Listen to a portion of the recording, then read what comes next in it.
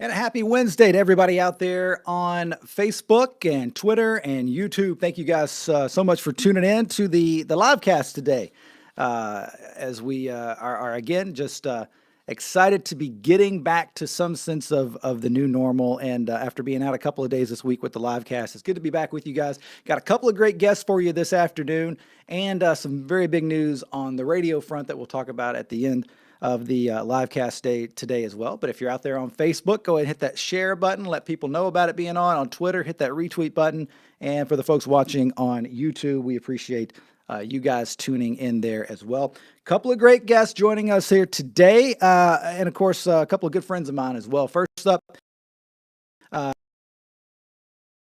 manager for Bowling Green Parks and Rec. And my good buddy Adam Butler is on with us. What's up, Adam? How you doing, man? Good to talk to you. Good, Tony, man. How you been, bud? It's been a while. It has been too long. One of my fantasy football cohorts as well, which, I don't even want to talk about this season in fantasy football, but we'll get bad year. We'll get through it. Okay, I can't wait till next year. I believe you got a new name coming in our league, so we'll see how that goes. Rick, you've been with Parks and Rec for about as long as, or longer than I've been in the world of radio. How long you been working for Bowling Green Parks and Rec? Year 25 is what I just entered. I'm wow. hurtling towards the finish line, man. I'm just a couple years away from calling it a career. But yeah, I've been here, Bowling Green Park, since, 1994, I guess. So wow. Close to 26 years. Holy cow. So you've seen a lot of stuff go through there in the time. And of course, now for the folks who don't know, you are kind of the head muckety muck, the head splashity splash. You're the big fish in the pond known as Russell Sims Aquatic Park, right? That's one of my many hats that I wear throughout the year. Yeah, is kind of overseeing the operations of the water park. That's probably the biggest responsibility. I mean, obviously, a place that scope is it's so huge and takes so much planning and preparedness and just oversight. That's kind of a big deal for our department and for me personally. So, give me some water park facts, because I know you have to recite these each and every year. The Russell Sims Aquatic Park, by the way, it's a really cool water resort almost here in our own backyard and right here in Bowling Green and Warren County. Throw us a couple of facts about it, like how much water is in that place. Kind of give me a ballpark, because it's much bigger than I think people have the perception of. It's a big old place, and it's a pretty big old pool there as well. Yeah, it's not just your community pool that most people think of. Honestly, for a town our size, it's a pretty nice little place. Like you said, it's one body of water, 700,000 gallons of water, which includes a 50-meter pool that I know you and your family appreciate being there. But in addition to that, our zero depth entry for the younger kids, the toddlers, 2 slides, diving well. It's pretty massive. It's one of the only 50-meter pools that, honestly, in the state that you can find, definitely in this area. So it definitely accommodates a large number of people and a diverse crowd as well. I know you've used it for the swim team and everything, but just on a given day, we see 1,500 people or so come through that place, and on the busy days, close to 2,000 people. So it's not just our community. I mean, it's a regional hub, really. We get people from surrounding counties. We get people who drive up from Tennessee.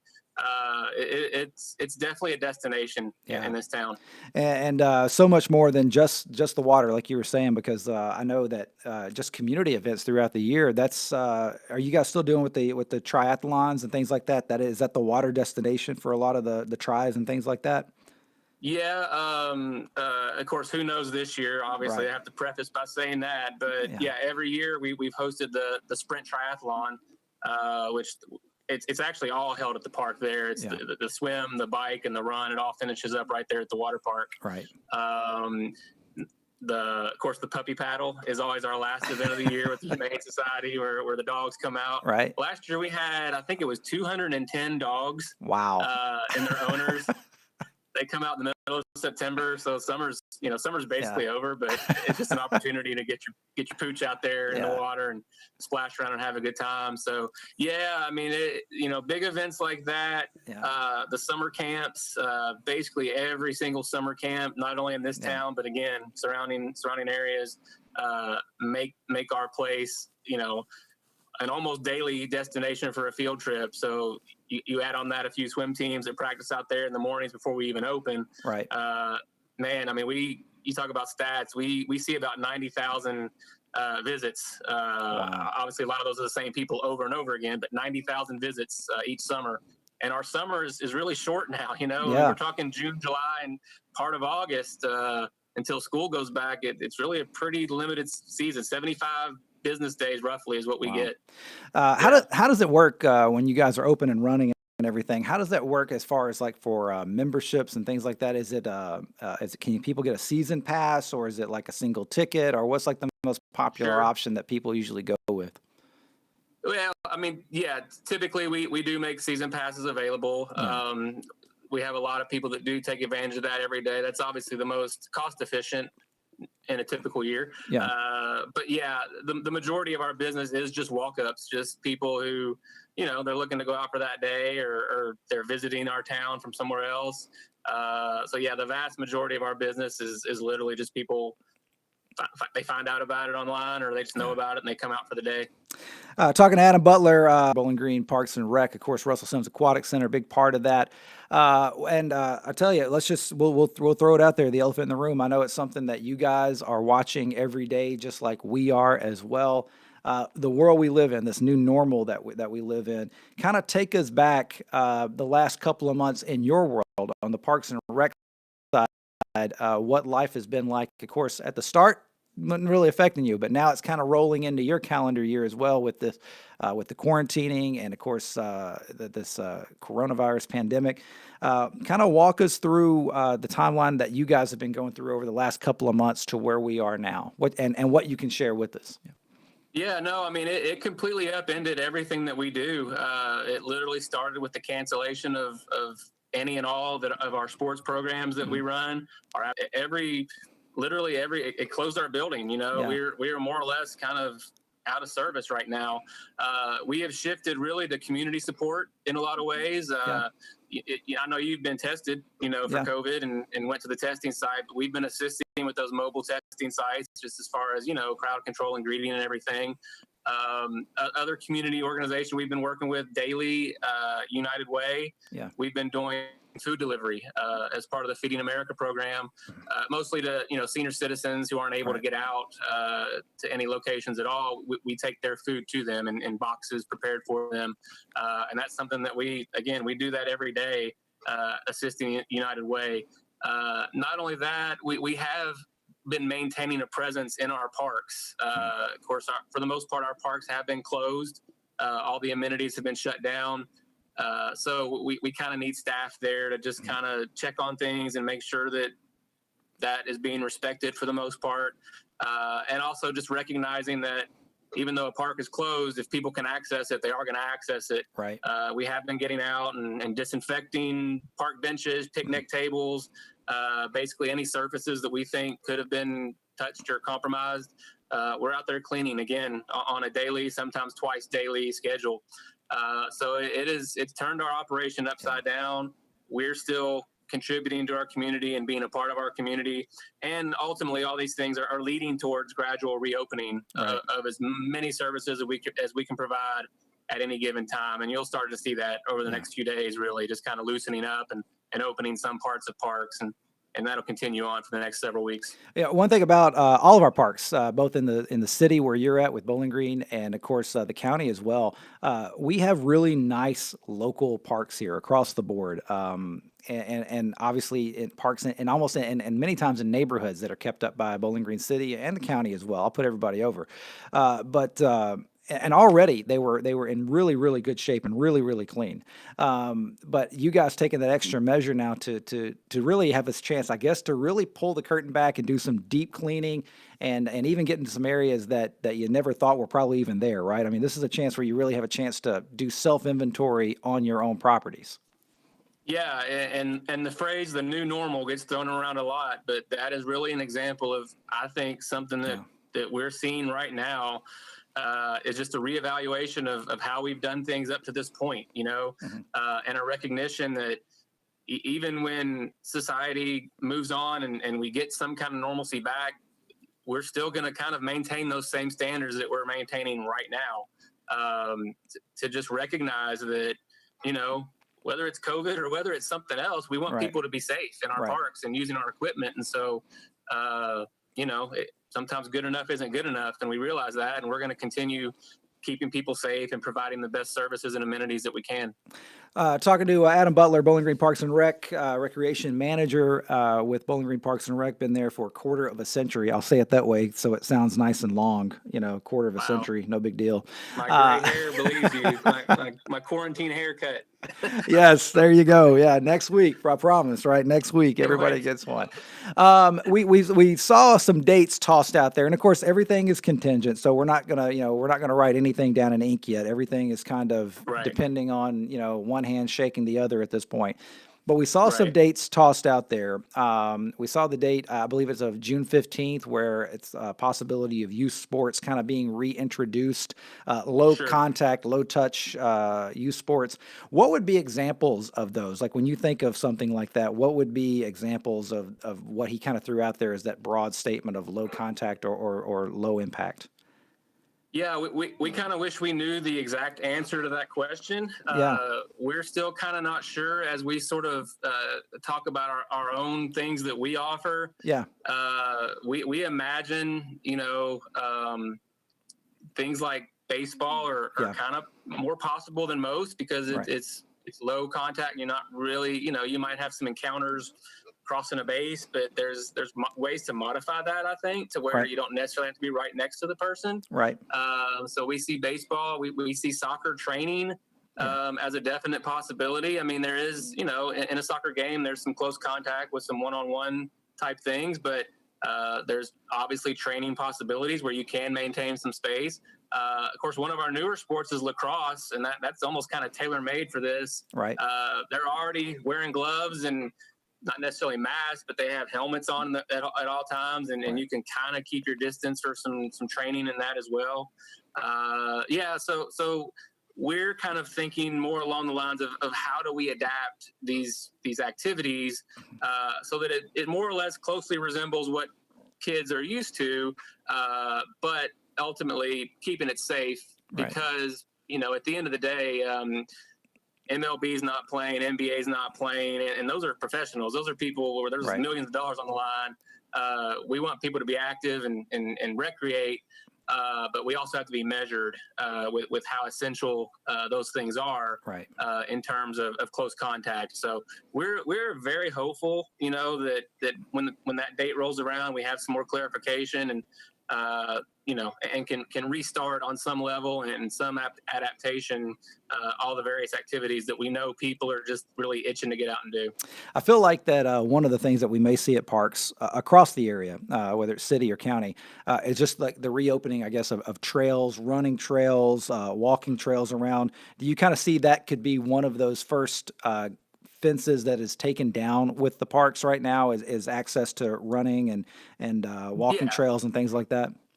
You should absolutely see that, honestly, within the next little bit. I mean, we're talking within the next couple of days. You will most likely see more access to the parks, and those are the first things. Trails, even open space, for picnics with your family and things like that. You can imagine kind of the measured approaches that we'll take here.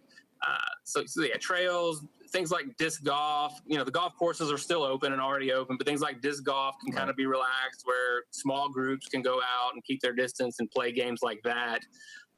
And then as we kind of move along, things like tennis where, you can do it. You don't have to do a handshake. You can hit the tennis ball from across the net. It's kind of logical that would sort of be pretty soon along the lines as well.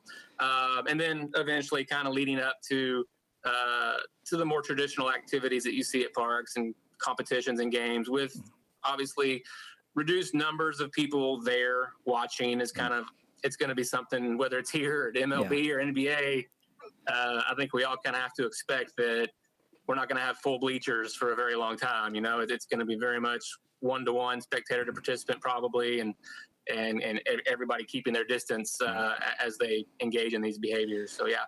Is Bowling Green Parks and Rec and specifically, I guess, the the downtown fitness facilities and things like that. Are you guys operating on that same gym and fitness center reopening schedule of June 1st, or are you guys on a different time frame for those? As of now, I mean, we anticipate that we would be able to kind of go along with that date. We've set in motion plans to kind of, again, adapt our facilities to enable distancing and use.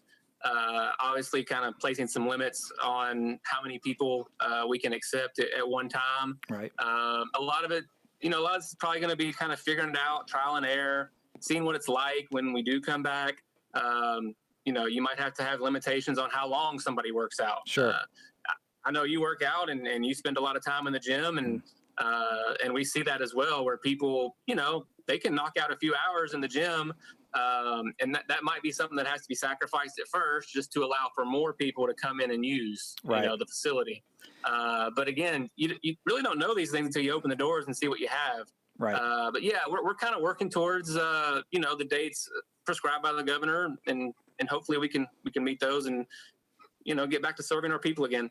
Recreation Manager, Bowling Green Parks and Rec. A couple more questions, and I'll let you get out of here. I know you're at work today. I appreciate you taking some time to join us here on the live cast. We, as patrons of Bowling Green Parks and Rec, how should we? What can we do to help make the job easier for you guys once you get the doors open? I mean, obviously we need to be thinking about social distancing, proper mask wearing, just playing by the rules. But what would you like to say to people as they start to make their way back in?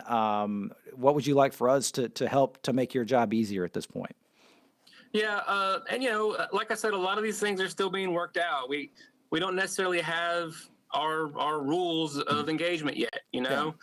So I guess the thing to say is understand that just like everyone else out there, we're working through this and figuring it out, and we hope that you kind of just see us as a partner, Yeah. and whatever it is at that time that we're asking you to do. Obviously we're not trying to control anyone, Yeah. we just want to keep everyone safe, and keep our places open, Yeah. and to do that, I think, just the general guidelines are going to be around for a while, probably. Keep your distance, help as much as you can, particularly whenever we can come back to the fitness center. This is kind of anytime, but Yeah. clean up after yourself, clean your equipment, wipe things down, keep yourself clean, wash your hands constantly, and Right. and just be a good partner to us and a good partner to the people around you. That's honestly, that's pretty generic, but that's probably the best advice to anyone going anywhere right now.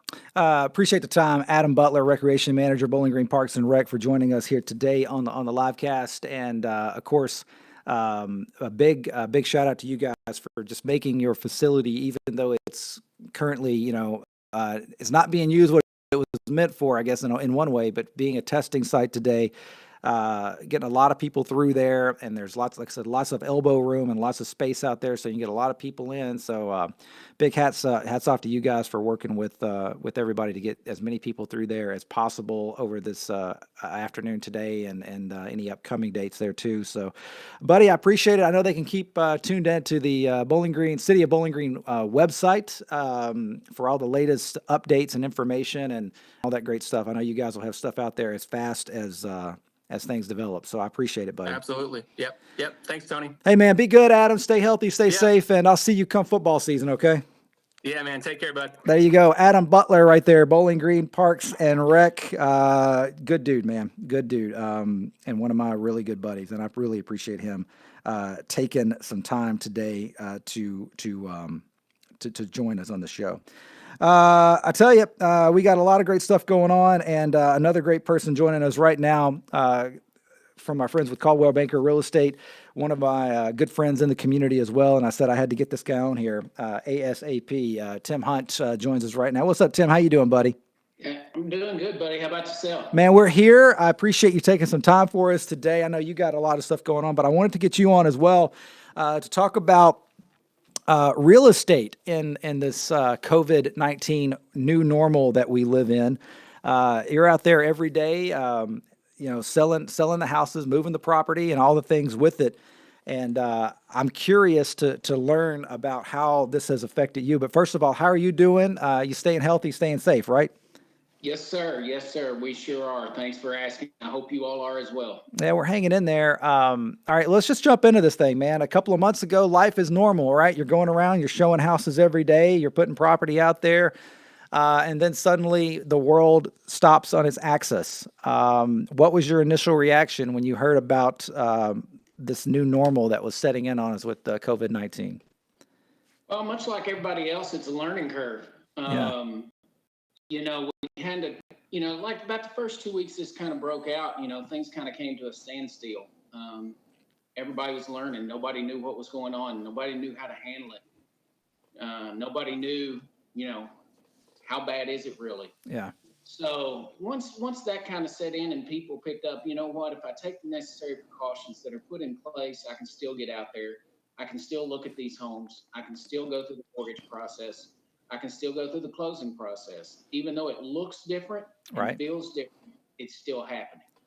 Well, let's talk about the real estate world right now, and you've got you've got some you sent me graphs, which is like, oh man, I feel big time here. So I want to talk about these graphs before I kind of talk about what the new normal looks like. So set me up here, give me the first one, and explain what these mean, because I want to toss them up here for folks to kind of get a. Right now, we're in a bar and graph world. We see every afternoon at 4 o'clock, lots of bars and graphs. So this is the best way to look at it sometimes right now. Let's jump in here. 2019 versus 2020 showing activity. Tell me what this means and kind of break this chart down for us here. Okay. Are you going to pull that up or do you want me to? No, it's on the screen right now. People are watching Oh. it right now, so they're good. Yes. Okay. So you got the ones up for showing activity? Yeah, 2019 versus 2020 showing activity with Coldwell Banker. Okay. Yeah. So if you'll look, starting in March, 2019 versus 2020 wasn't a whole lot different. Right. And then, getting into April, more things shut down, more people got shut down. So the showing activity slowed a little bit. And in May, it's obviously down a little bit. But overall, for 2019 versus 2020, we're not down that far, considering what's going on in the world. Right. And I guess that's one of the, I don't want to say you accept it, but you kind of accept the fact that, hey, things are going to go down right now. People are nervous. People are a little bit scared. Yes. So they're maybe not looking as much. But yeah, when you look at those numbers, it's not a crash, I think, that people were thinking was going to happen, right? No, there are no fire sales going on right now, as people would say. It's running as normal can be right now, with just a little bit of reduced activity from last year. Same way with this next chart here, the 2019 versus 2020 sales total, MLS homes sold. Explain what that means and what we're looking at on this chart here, the 2019 versus 2020 sales total MLS homes sold from Coldwell Banker. Yeah, yes, this is Coldwell Banker numbers, Right. and it is 2019 versus 2020, and you can see in March, again, pretty close to normal. April, May is going to be down a little bit. The year to date is what's really interesting to me, because it's not down what people think it should be. Or as far as it should be. Right. The main number that I want people to see here is the average sales price from 2019 to 2020. That's a pretty considerable jump, considering the world we've been living in the last 3 months. Wow. Yeah. Yeah. So homes are still going for a fair Yes. market value right now. Yes. Yeah. Yes. Now, and finally, just some things for people to think about, just some facts out there, and they're on the screen right here as well. Yeah. Listings are down, but not staggeringly down, right? No. And that also can attribute to that number of the increased average sales price. I mean, the homes that are out there for sale are what people have to choose from. So that can actually contribute to the fact that the average sales price has gone up a little bit. Closings are kind of down. New pendings are kind of down as well. Everything's kind of down, but it's not astronomically down. It's not where No. you wouldn't maybe see this trend on a normal given year if people are just kind of in a fickle mood, right? Well, and higher interest rates than last year. You Yeah. know, there was at a point where they thought last year our interest rates were going to topple 6%. And look at where they are today. I mean, interest rates are great. And where were interest rates? I guess obviously they're always kind of fluctuating, but to put it in perspective, what are interest rates right now for your average home at right now?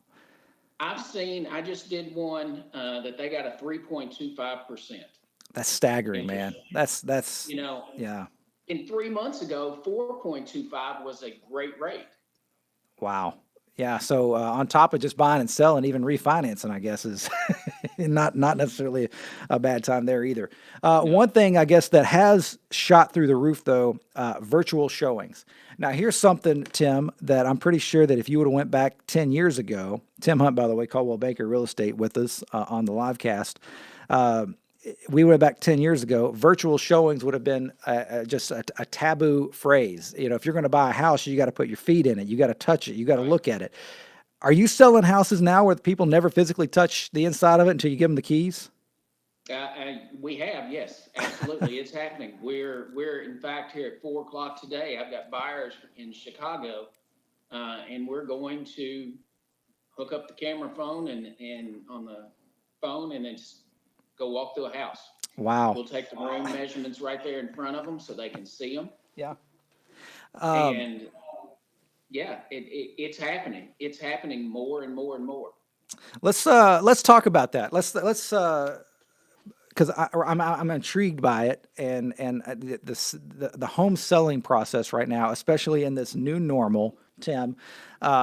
If I'm going to sell my house, if I want to put it on the market, first of all, I'm going to get a great real estate agent like you to help me with it. But second of all, what do I need to be doing? Because we used to talk about curb appeal. I got to make sure my front door is painted. I got to make sure my yard looks good. The shrubs are trimmed and the landscaping looks fresh. I want people to slow down on a Sunday afternoon to go to an open house. But now I got a whole nother thing to think about, don't I? I got to make sure that the place is clean inside and out from just, from disinfecting to everything else. Are those things as a seller that I would need to think about going into this process? It is something that we would discuss. Yeah. Most of the occupied homes right now, when we go in, we have our trusty masks on, Right. Sometimes gloves, and shoe booties. Right. I told somebody earlier, it kind of resembles an episode of Breaking Bad.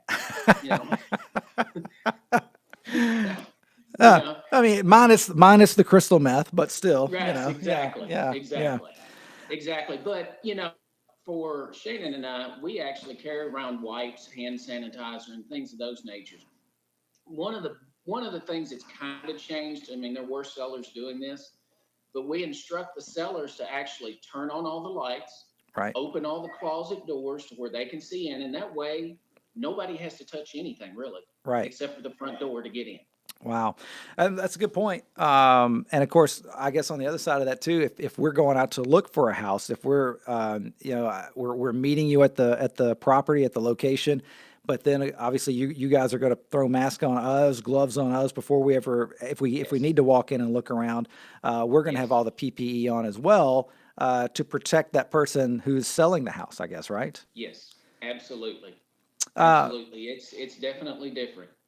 It is the new normal for sure. Talking to Tim Hunt, Caldwell Banker Real Estate Agent, it is still a great time to buy or sell your home, even in the middle of a pandemic. Um, do you feel like there's going to be a point? I mean, obviously we're in a good spot right now.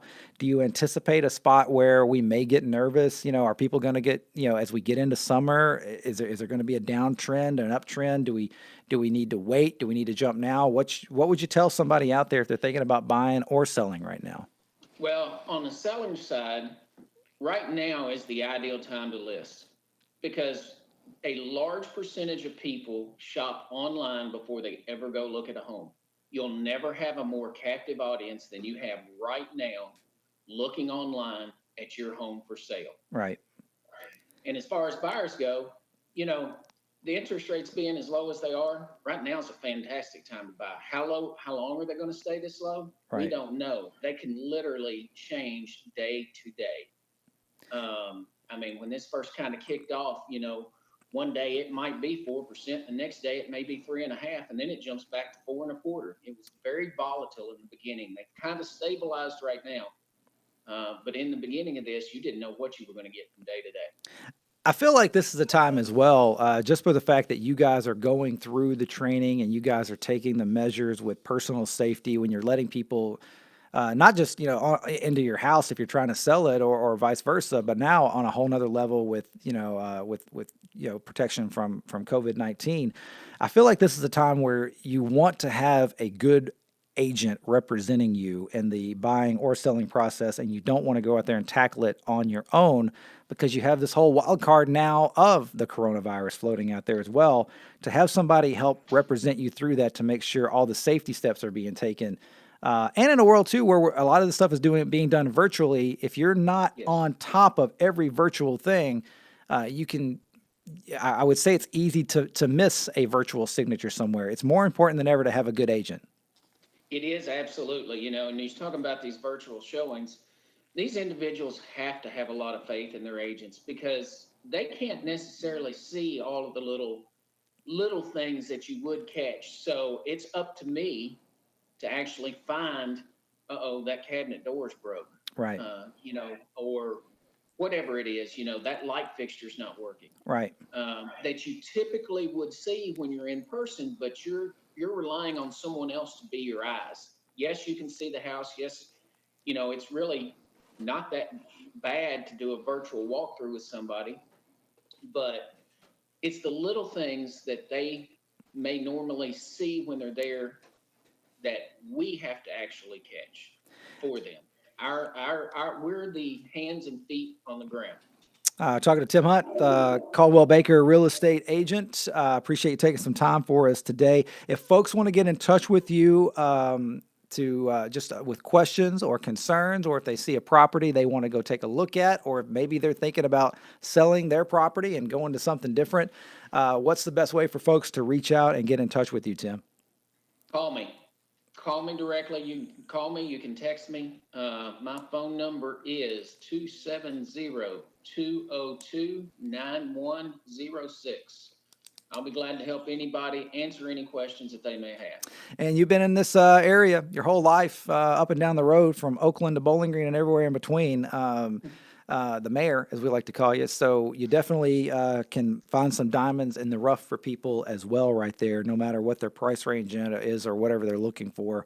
And I would say that you have an area of expertise when it comes to like lakefront property or off the beaten path property as well. I don't know if you have a specialty, but I feel just from knowing you and what I've seen on your social media, that is an area that you feel pretty good about. Well, living at the Barren River Lake, we are pretty familiar with the lake area. We've been very fortunate. Talked with a new buyer this morning from Louisville who's looking for lake property. And I do, you're definitely right. Out in the county is a great area for me, just because I'm very familiar with, especially the north end of the county. Well, Tim, I appreciate your friendship, and I appreciate you taking some time for us today to just, like I said, a lot of people got a lot of anxiety right now on a lot of different levels, and when you add in a house and property with that, sometimes upwards six-figure numbers, it's a whole nother level of anxiety on top of the anxiety. The home buying process can be nerve-wracking for sure. It's like it's like a Las Vegas casino sometimes when you're going back and forth with things. So to have a good real estate agent to kind of keep you focused is a good thing. Tim, I appreciate you taking some time, buddy, and stay safe, stay healthy, and let's get together soon, okay? All right. Sounds great, bud. I appreciate it. Thanks for having me. Tim Hunt right there, man. Good dude, good people for sure, with our friends with Caldwell Banker Real Estate Agency right there. My director, Kenner, is here as well in the studio. Hey, Kenner, haven't talked to you in a few days. What's up, buddy? You hanging in there okay? Yes. How's it been going? Good. Yeah, get right up on that microphone there. Get right up on that thing. What's been going on? We've been collecting Trolls dolls lately, right? You've almost got the entire Trolls collection, right? 3 or 4 more. Okay, so I brought the 4 new ones we have to show you guys. You have them with you right now? Where are they not at? every single one, but all the new ones. Okay, well, let's get those up here and take a look at them. Kenner's going to show us her collection of Trolls dolls. Not like all Not all of them, but the ones we've gotten so far. Now these are from McDonald's, right? I feel like, so you're missing just a couple. Maybe Alex is watching. Maybe she can hook us up with the ones that you're missing here. All right. So who do we have over here in Kenner's Corner today from Trolls have, World Tour? Party Guy Diamond, I think. Okay. All right. And he does this. Okay, that's a very cool dance move right there. You Yeah. can put it behind the TV if you want. I will put it right up here. And then we have this one. Okay. So there's a thing on the back, which he just does this. Okay, I can't get him. He's hard to stand up there. Okay. All right. He does that. And then in his hair is Teeny Diamond. Okay. All right. We'll move him over here as well. Now these are But the he will have to lay down. because he doesn't stand up very good. Yeah. Okay, he we'll does put him. not stand up. We'll lean him right up against the And then the other day we microphone got. here. Okay. All right. I forgot a name. Yeah, she's the cowgirl, right? She's the Yeah. cowgirl one from Yeah, Trolls and she World just Tour. does that. Okay. All right. And Well. I don't know if that one stands. Okay, it All stands. right. All right. We'll add her over here And to then the today we Yeah. got Biggie. Biggie. All right. Very cool. And then on the back he has Mr. Dinkle. Okay. Okay, which is his little buddy, right? So. Yes. So you've only gotten 4, but you've got lots of duplicates in there as well, right? You've had No, lots I of have like duplicates. Poppy and Cloud Guy and Blanche over there if you want me to go and get them. Well, no, it's cool if they're over there. It's cool. We'll save you. We'll save you the walk there and everything. So anyway, yeah. So Daddy had a good day today. Daddy's radio station won a big award. Did you hear about that? Yeah. We won a National Association of Broadcasters Crystal Radio Award today. D93 did. That's pretty cool, right? Yes. Yep. So we won that, and it's our second one that we've won with D93, the third one that I've been a part of. So it's a really cool award. We're one of the 10 best radio stations in the country. Isn't that awesome? Yes. Maybe one day our podcast or this live cast will be that cool too, right? So, Yeah. so thank you to everybody out there for that great. We could also do honor. a giveaway for a duplicate Trolls toys. You are thinking like your dad now, aren't you? So what? Well, we may. I have like a duplicate Poppy, Okay. Cloud Guy. I have a lot of those Party Guy diamonds over there. I tell you what, tomorrow on the live cast, tomorrow night, we'll do a giveaway. How about that? A Trolls doll giveaway. Yeah, but I'm giving one to my friend when we do a play date. Okay. All right. But you have plenty of duplicates, though, and you'll be able to do play dates, I believe, on May 25th, according to Andy. So, all right. Today's good news before we get out of here. Okay. You ready?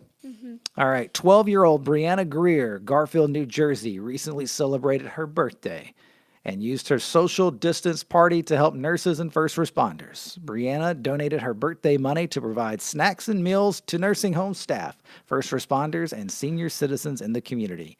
Brianna was able to raise $300 by asking for donations instead of gifts. Her parents matched that amount, which meant Brianna was able to purchase 2 vans worth of groceries to give away. The city issued a proclamation in her name to thank her for her generosity, and she also enjoyed a drive-by parade for her birthday. Brianna says she's not done being generous. She's excited to continue raising money to buy personal protective equipment, playing cards, and puzzle books to the people on the front lines. Isn't that nice of her to do that? Yes. Awesome. All right.